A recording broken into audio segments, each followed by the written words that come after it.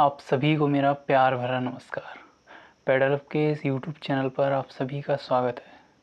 जैसा कि हम सभी जानते हैं कि ये वीडियो हमारी DSSB PRT एग्ज़ाम 2023 सीरीज़ का पार्ट है, जिसमें हम पेडागॉजी एंड CDP से रिलेटेड इम्पोर्टेंट क्वेश्चन की प्रैक्टिस करते हैं। तो उसी कड़ी में आगे बढ़ते हुए ये आज की वीडियो है। और अगर आप टेलीग्राम पर डेली कुछ को ज्वाइन करना चाहते हैं, जो हम रोज़ रात 9 बजे कंडक्ट कराते हैं, तो उसके लिए आपको टेलीग्राम पर जाकर पेडागॉजी नाम से ये ग्रुप को सर्च करना है, जिस पर आपको ये आइकन लगा हुआ मिलेगा।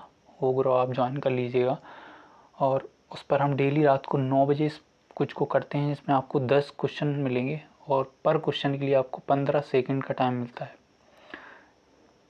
इससे आप पर डे अपनी पेडागॉजी और CDP की प्रैक्टिस को एनालाइज या तैयारी को जान सकते हैं कि आप कितनी तैयारी में बेहतर करते जा रहे हैं। चलिए आगे बढ़ते हैं।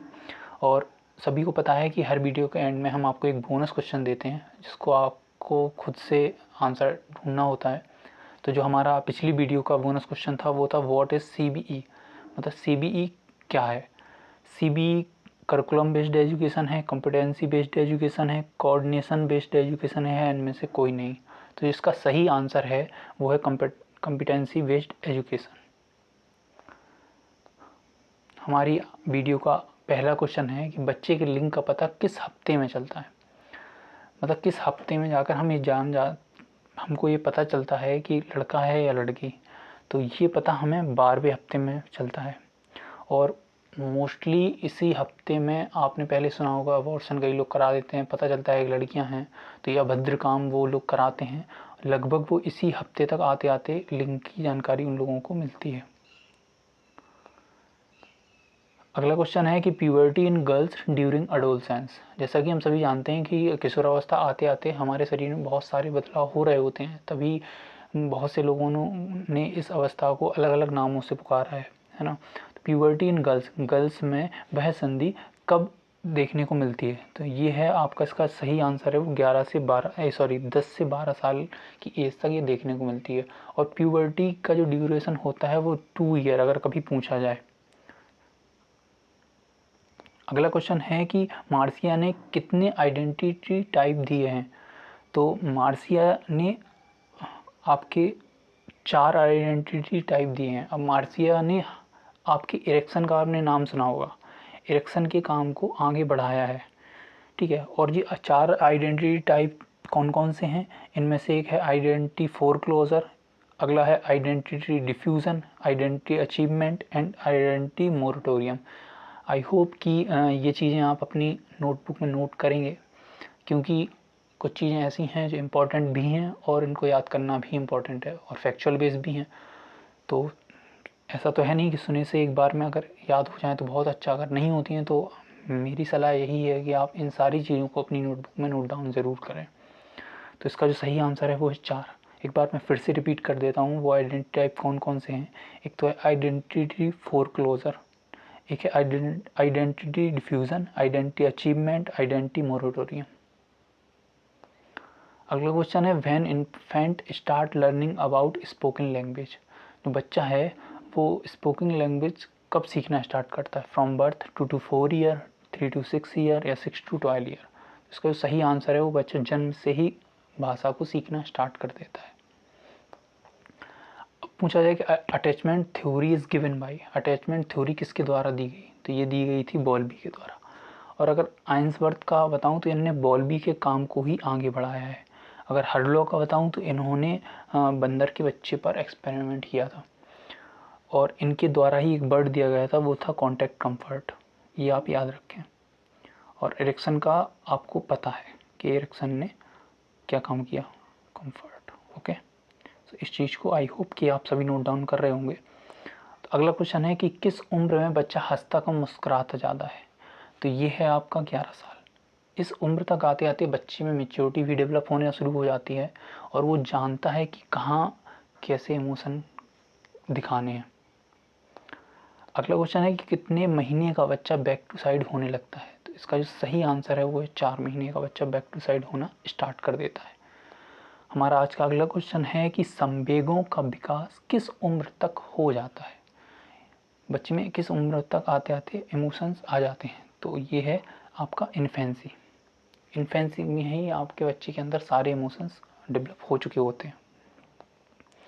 अगला 9th क्वेश्चन है कि स्टेटमेंट 1 कहता है कि फादर ऑफ यूजेनेटिक गाल्टन है। ओके, अगला स्टेटमेंट कहता है कि फादर ऑफ जेनेटिक्स मेंडल है।